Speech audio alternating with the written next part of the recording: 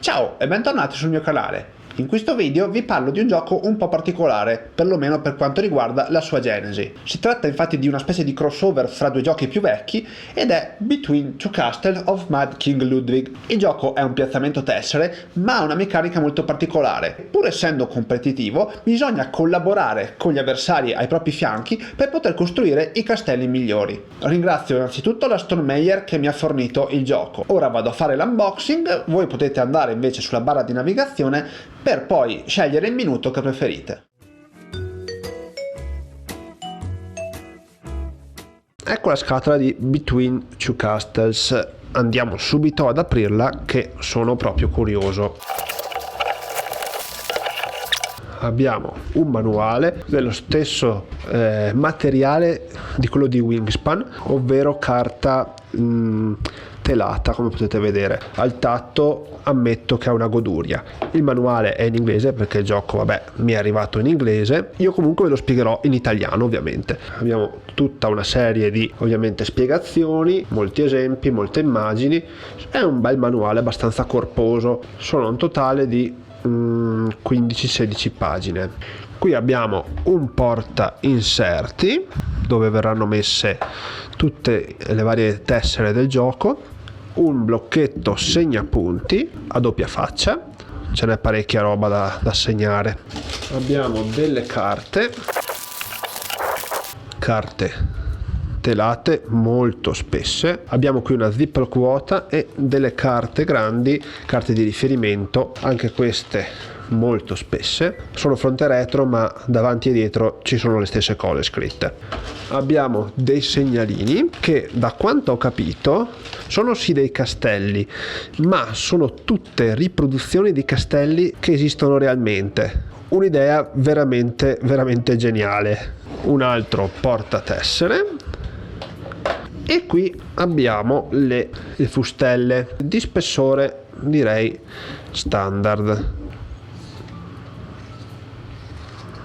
Abbiamo un totale di 8 fustelle. Bene, direi che per l'unboxing è tutto e quindi andiamo subito a vedere il setup.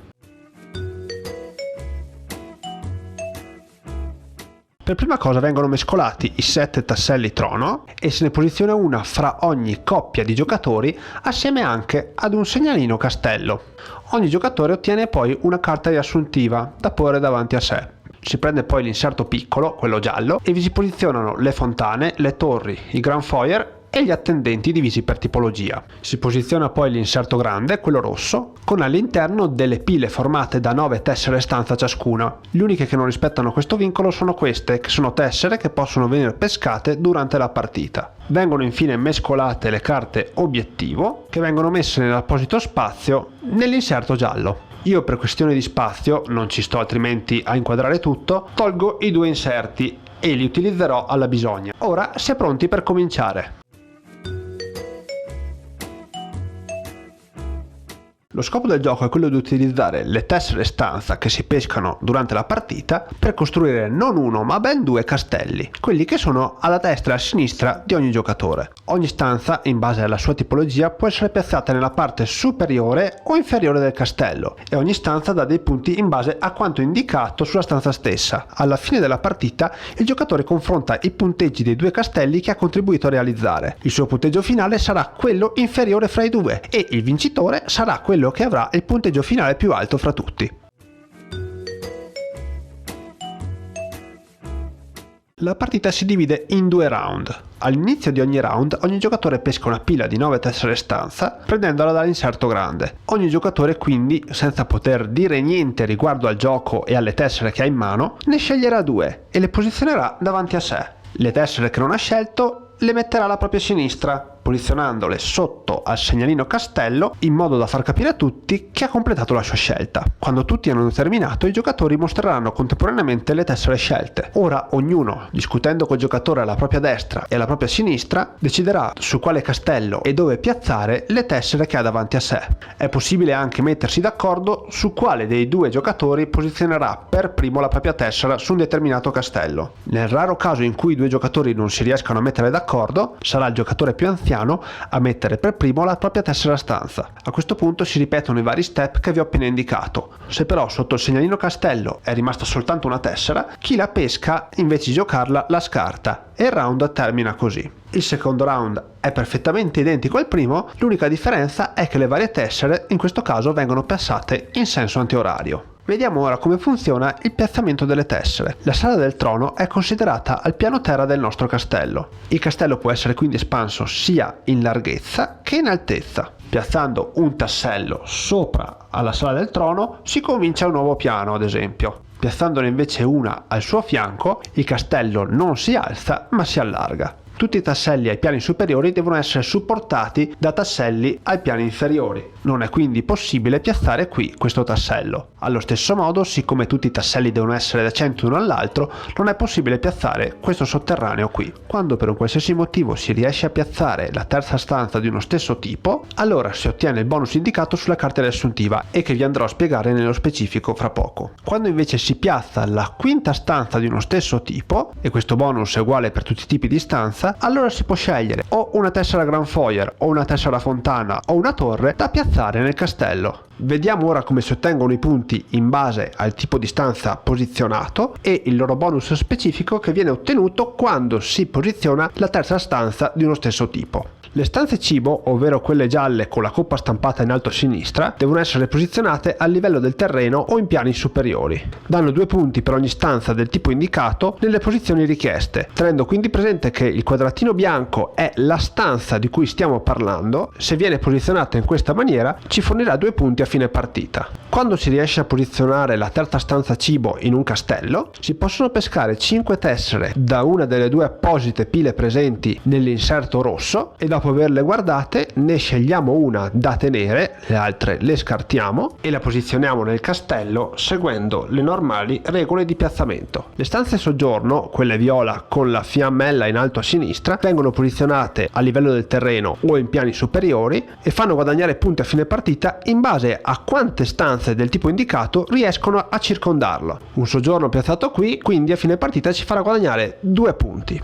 Quando viene piazzato il terzo soggiorno, i giocatori possono scegliere un attendente. Questo viene preso dall'inserto giallo e il giocatore che ha fatto scattare il bonus deve scegliere uno dei 4 tipi e piazzarlo su uno dei 2 posti presenti nella sala del trono. Ogni attendente fornisce un punto per ogni decorazione presente nel nostro castello in base a quanto indicato: specchi, quadri, spade e lanterne. Le decorazioni sono quelle in alto a destra su alcune delle tessere che avremo nel castello. Un giocoliere quindi in questo caso ci fornirà un punto a fine della partita. Le stanze servizi, arancioni col simbolo dell'incudine del martello in alto a sinistra, devono essere posizionate a livello del piano terra o a livelli superiori. Queste forniscono un punto per ogni stanza del tipo indicato che riescono a servire e quindi a cui sono connesse direttamente. Una stanza è considerata connessa se si può idealmente tracciare una linea che porta dal tipo di stanza indicato e passa soltanto per quel tipo di stanza fino alla stanza servizi. Questa stanza servizi perciò ci darà 3 punti. Questa stanza invece non è considerata connessa finché non riusciremo a mettere un altro soggiorno qui.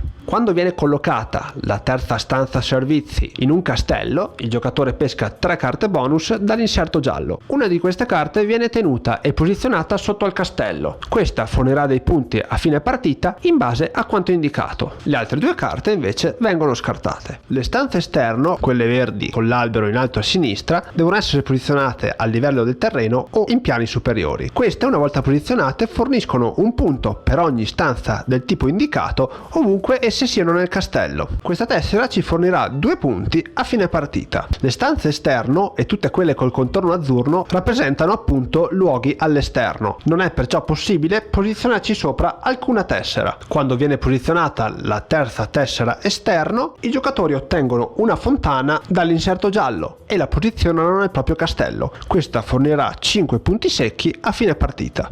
Le tessere camera da letto, quelle blu con la ZZ in alto a sinistra, devono essere piazzate a livello del terreno o a livelli superiori. Questa ci fornisce 4 punti se alla fine della partita avremo nel nostro castello almeno una tessera per tipo, escluso il blu ovviamente. Altrimenti ci fornirà soltanto un punto. In questo castello ad esempio abbiamo l'esterno verde, il corridoio bianco, il cibo giallo, la stanza servizi arancione, il soggiorno viola e il sotterraneo nero, per cui la nostra stanza camera da letto a fine partita ci fornirà 4 punti. Quando viene piazzata la terza stanza camera da letto, i giocatori ottengono una tessera torre che prenderanno dall'inserto giallo.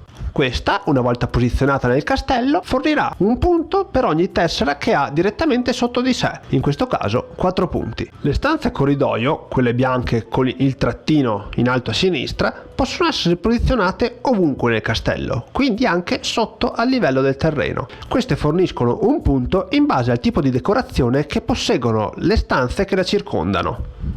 Posizionata in questo modo, infatti, la stanza corridoio fornirà a fine partita 1, 2, ecco qui il quadro, e 3 punti. Quando nel castello verrà posizionata la terza tessera corridoio, il giocatore otterrà un Grand Foyer che prenderà dall'inserto giallo. Questo può essere posizionato ovunque nel castello, quindi sia sopra che sotto il livello del terreno, e fornirà a fine partita un punto per ogni tessera che lo circonda, in questo caso per ora 2 punti. Le tessere del sotterraneo, quelle nere con le scale in alto a sinistra, devono essere obbligatoriamente piazzate sotto il livello del terreno. Queste forniscono un punto per ogni stanza del tipo indicato che le sovrastano a qualsiasi livello. Il laboratorio, quindi piazzato qui, fornirà a fine partita 2 punti. Quando viene piazzata la terza tessera sotterraneo, si può scegliere uno dei bonus che si può ottenere quando si mettono 3 stanze di un qualsiasi altro tipo. È possibile sia ottenere un bonus già ottenuto che ottenerne uno nuovo e poi riottenerlo normalmente quando verranno piazzate le 3 tessere di quel tipo. Vediamo per ultimo invece le tessere trono. Queste forniranno dei punti se si riuscirà a piazzare le tessere del tipo indicato negli spazi neri segnati sulla tessera stessa. Entrambe le tessere trono qui rappresentate forniranno a fine partita 4 punti. Quando il secondo round di gioco è terminato, si passa quindi al conteggio dei punti. Il punteggio può essere calcolato tramite il blocchetto in dotazione, che è più comodo di quanto sembri, oppure tramite un'app. La sostanza comunque non cambia. Questa operazione viene fatta da ogni giocatore sul castello alla propria sinistra. Quando tutti hanno calcolato il loro punteggio, lo dichiarano. Mettiamo il caso che questo castello abbia totalizzato 54 punti, questo 48 e questo 32. Ogni giocatore quindi controlla i 2 punteggi a fianco a sé e terrà presente solo il punteggio minore. Quello sarà il suo punteggio finale. Il giocatore col punteggio finale più alto è quindi il vincitore. In caso di parità, i giocatori controllano allora il valore dell'altro castello. Quello che ha il punteggio più alto è il vincitore. In caso di ulteriore parità, ogni giocatore controlla e conta il numero di stanze speciali presenti nei propri castelli. Le stanze speciali sono la fontana, la torre e il Grand Foyer. Chi ne ha di più è il vincitore. In caso di ulteriore pareggio, la vittoria è condivisa. Devo dire che il gioco mi ha colpito molto favorevolmente. Le regole sono semplici, scorre abbastanza liscio ed è anche abbastanza veloce. La cosa che però più mi è piaciuta è il fatto di aver potuto giocarci con mio figlio di 6 anni e mezzo. Il fatto di collaborare con chi ti sta a fianco permette di fare delle partite anche con giocatori poco esperti o con bambini che sono appunto troppo piccoli per giocarci da soli. Inoltre, ammettiamolo, costruire castelli ha sempre il suo fascino. I componenti poi sono al top, come ci ha abituato la Stone Meyer, e gli inserti sono fantastici. Non sono i classici inserti che quando li prendi in mano tendono a piegarsi e aiuto a spaccarsi, ma sono proprio resistenti e si vede infatti che sono stati studiati su misura. Io ora vi ringrazio per avermi visto fino a qui. Come al solito, se avete dubbi, domande o commenti potete scrivermi e cercherò di rispondere più velocemente possibile. Vi saluto e vi auguro buon gioco. Ciao!